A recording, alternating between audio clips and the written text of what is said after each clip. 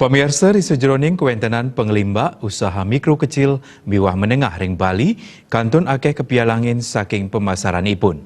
Punika ngawinan produk UMKM durung sidang ranjing ring pasar internasional.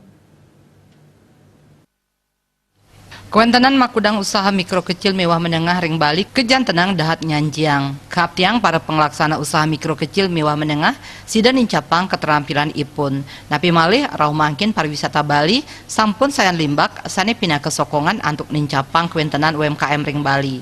Potensi UMKM ring Bali kekan tenang becik yening saihang ring kewentenan UMKM wewidangan sane tiosan.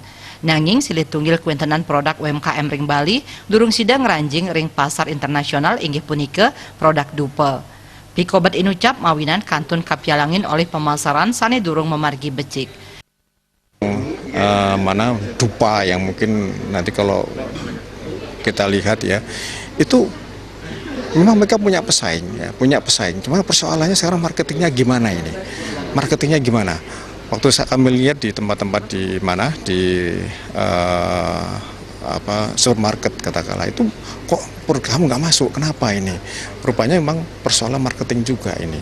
Nyelahin inik prebeu pemasaran utawi promosi sanedahat ageng ngawinang para penglaksana UMKM nenten sidang limbakang produk UMKM ipun. Punika mawinan wantuan saking pemerintah dahat kabuatang antuk nincapang kasukertan para penglaksana UMKM ring Bali.